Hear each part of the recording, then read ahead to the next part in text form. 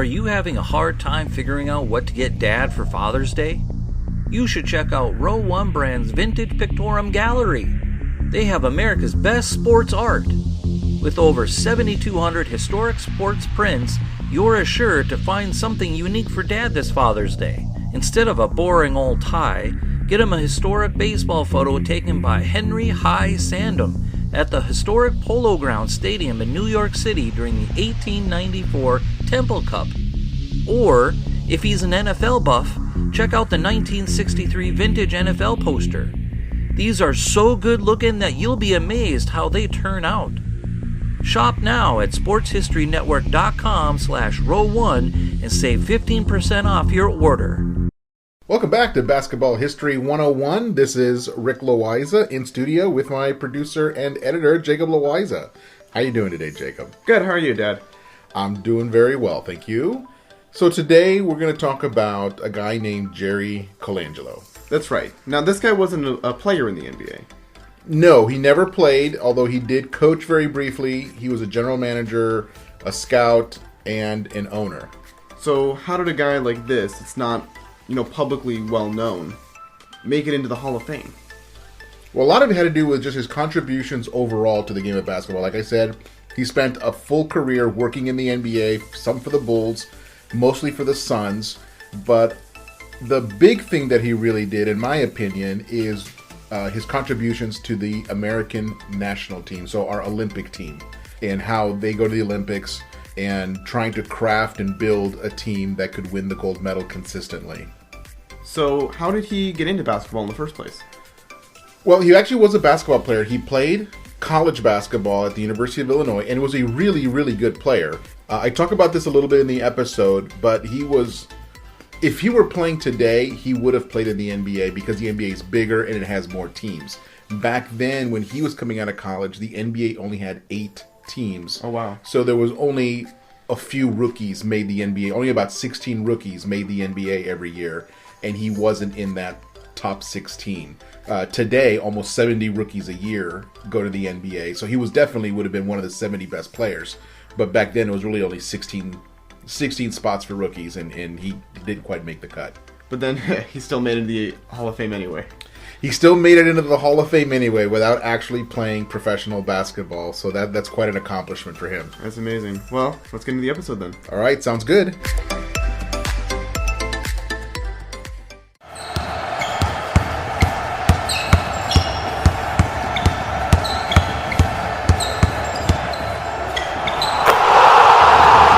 This is Basketball History 101 with Rick Loayza.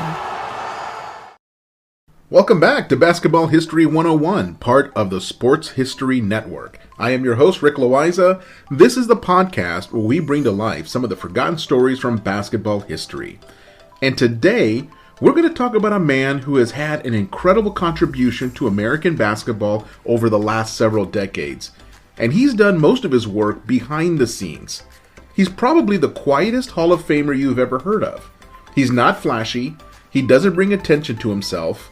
He just goes about his job trying to make basketball a better game. And unless you're a really big NBA fan, you may not have heard of him.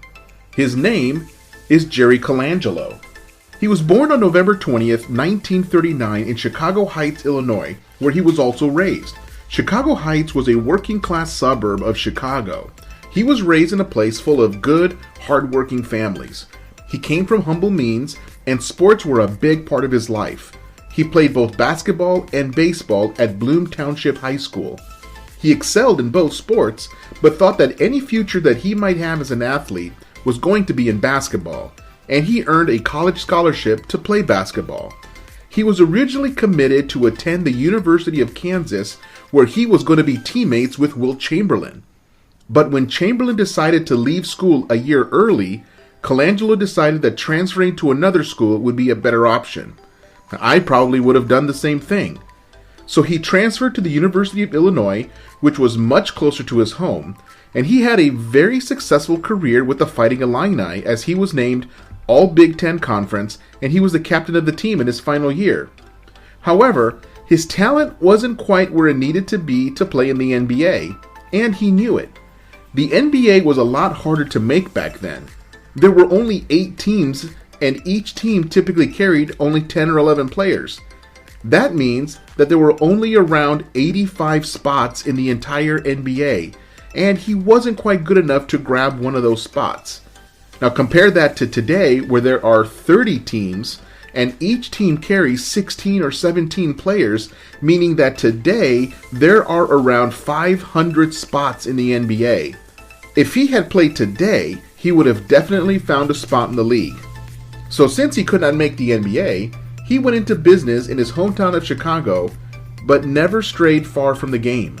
Just 4 years after graduating from college, he joined the front office of the brand new expansion team, the Chicago Bulls. He was hired as their first marketing director, a scout, and an assistant to the president of the team. And he did an excellent job in all of his roles with the Bulls. He was the kind of guy that no matter who he worked for, he would have been one of their best employees. He just knew how to get things done. So after just 2 years with the Bulls, there was another new expansion team that wanted to hire him away. The new team was the Phoenix Suns, and they wanted him to be their general manager. Now, I'm not sure what they call this position in other countries, and I say that because nearly 20% of our audience comes from outside the United States. So here in the United States, the general manager is the person responsible for putting the entire team together. The general manager hires the head coach, and in some cases also hires the assistant coaches as well.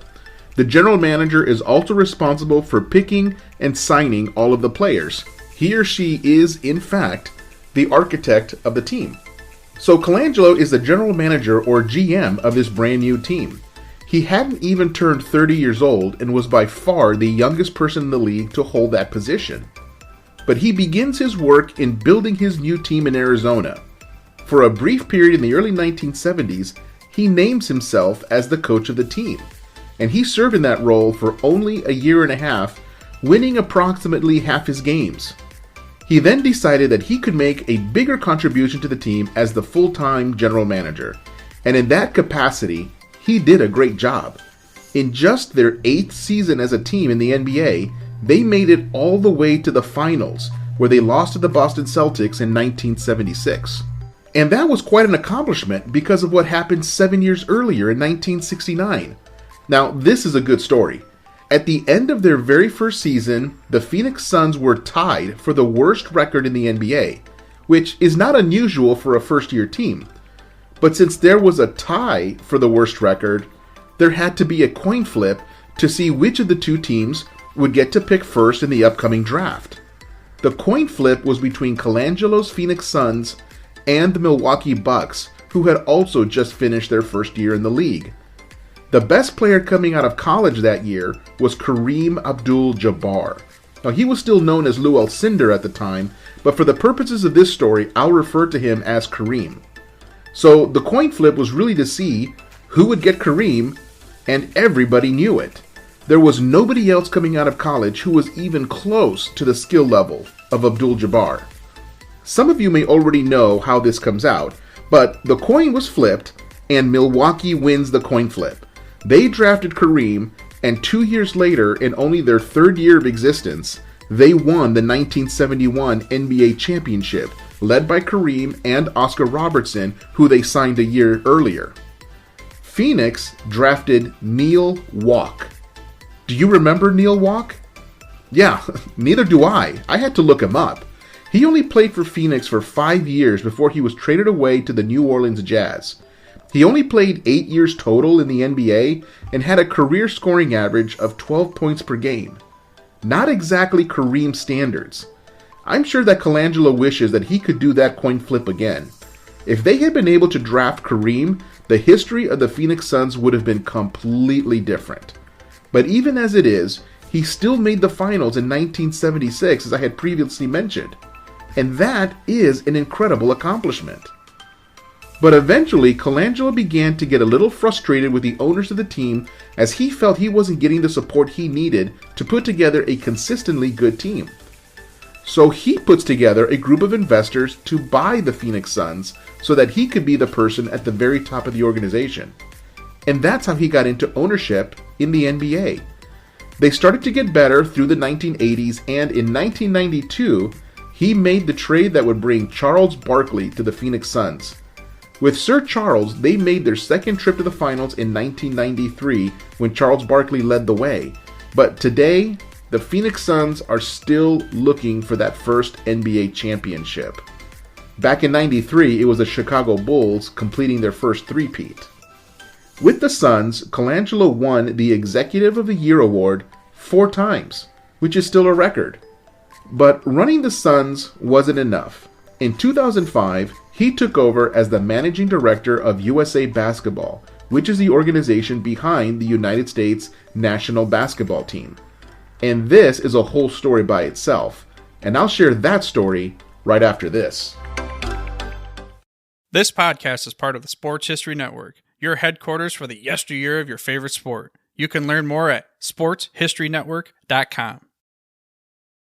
Welcome back, and let's get into Colangelo's contributions to the United States national basketball team, or Team USA. He took over in 2005 as the managing director of the program, and he completely rebuilt it. But before I continue with this, I need to give you the history that led to Team USA hiring him in the first place. Most of you know that NBA players were going to be allowed to play in FIBA-sanctioned international competition starting in 1992, and that led to the forming of the original Dream Team with players like Michael Jordan, Magic Johnson, Larry Bird, Charles Barkley, and Patrick Ewing. In all, that team had 11 future Hall of Famers, and they destroyed the competition, winning their games by an average of 44 points. The closest game they had at the Olympics was when they defeated Croatia by 32 in the gold medal game.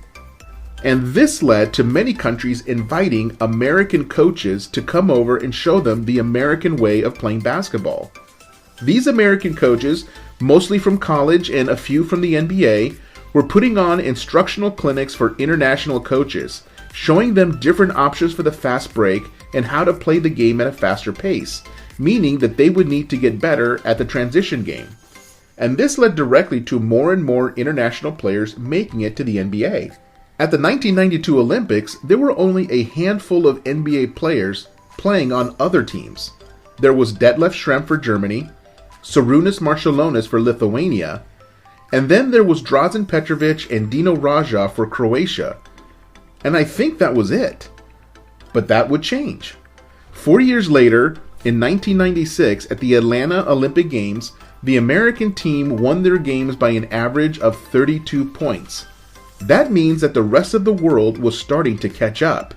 And the competition had many more NBA players than they did 4 years earlier. In 2000, at the Sydney Olympic Games, Team USA won their games by an average margin of only 22 points. In the semifinal game, they beat Lithuania by only 2 points. The rest of the world had nearly caught up as even more NBA players were playing on the other teams. The 2004 team, featuring Allen Iverson, Tim Duncan, and a very young LeBron coming off the bench, won their games by only 5-point margin. The world had fully caught up as Team USA lost 3 games during those Olympics and only came away with a bronze medal. And that's when Team USA knew that something had to be done. So they brought in Colangelo to fix it. You see, up until 2004, the way that the American national team was selected was that a committee invited the 12 best American NBA players to be part of the team. They then had them practice together for a week and then send them off to the Olympics, expecting them to beat other teams that had been playing and practicing together for years. And when you consider that the other teams had more and more NBA players on them, you could no longer expect that Team USA could just roll in and just beat everybody with superior talent. Colangelo rebuilt the American program.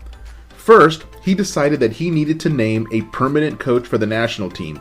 They could no longer just pick an NBA coach at the last minute and send him to the Olympics. They needed a coach who could commit for a long-term period of time, who can outline a vision for the type and style of team he wanted. So he selected Mike Krzyzewski to be that coach. Second, he wanted players to commit to the team for a minimum of 3 years at a time, and they would have a pool of around 30 total players committed to the team. And they wanted this for several reasons. With that many players, you had backups in case of injury, and the backups would already be familiar with the system and the other players. The players were also to be a good mix of veterans and young players. Now, this allows the young players to continue to develop within the national team system. This develops the current team while also developing players for future teams. It's basically what other countries have been doing for decades. It's just that now America was doing it too. So in 2008, at the Beijing Olympics, the American team was known as the Redeem Team, led by Kobe Bryant, LeBron James, and Dwayne Wade. Now that they had several summers to practice together and learn Coach Krzyzewski's system, they were ready. They not only won the gold medal, but won their games by an average of 28 points, re-establishing their dominance over the rest of the world. In 2012, at the London Games, the team was again led by Kobe and LeBron, and they increased their average margin of victory to 32 points. In 2016, at the Rio Games, the team was led by Kevin Durant, and won their games by an average of 27 points. At that point, Colangelo left Team USA to the leadership of others, but he did exactly what he was asked to do. Team USA is in fantastic shape. They went 97-4 under Colangelo's leadership. He then took one more shot at the NBA. While he was running Team USA, he had sold his ownership of the Phoenix Suns, so now he could go to any team he wanted, and he chose the Philadelphia 76ers and ran that team for a few years before retiring completely from running sports teams. He is now the chairman of the Basketball Hall of Fame. I don't want to go too far away from basketball here, but Colangelo was also part owner of the Arizona Diamondbacks baseball team, even sitting on the rules committee for Major League Baseball. He owned the Phoenix Mercury of the Women's NBA. He also owned the Arizona Rattlers of the Arena Football League, which plays indoor American football in a smaller 8 versus 8 format. He now spends his time chairing the Hall of Fame, as well as sitting on the board of directors for various organizations like a museum and some nonprofits. He's also a real estate developer, building residential and commercial properties.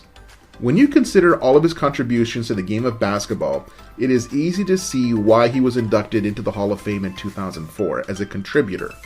He has given so much to the game, he deserves to be recognized for his accomplishments. Well, that's all for our story today. Join us next time as we release the final episode in the NBA nickname series.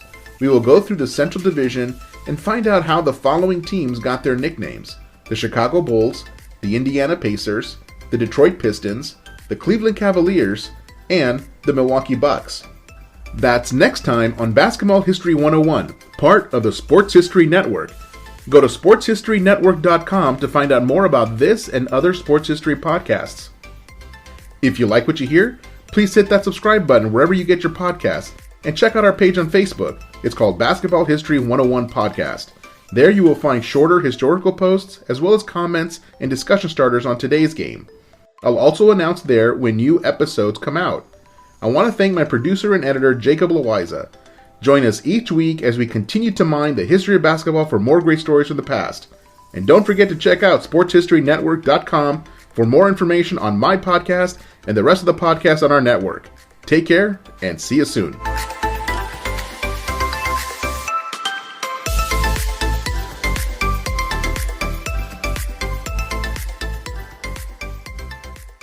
We here at the Sports History Network proudly partner with 26 podcasts, all revolving around the history of sports. But did you know that many of our hosts were sports history authors way before they started their shows? It's true. We've got Joe Ziemba, host of When Football Was Football, Joe Zagurski, host of Pro Football in the 1970s, Mark Morthier, host of Yesterday Sports, Tommy Phillips, host of Lombardi Memories, and Scott Adamson, co-host of From the 55-Yard Line. All these authors have many books for you to choose from. To check them out, go to our website at sportshistorynetwork.com/sportshistorybooks. Pick up your copy today. Soundtrack provided by Kevin MacLeod of filmmusic.io.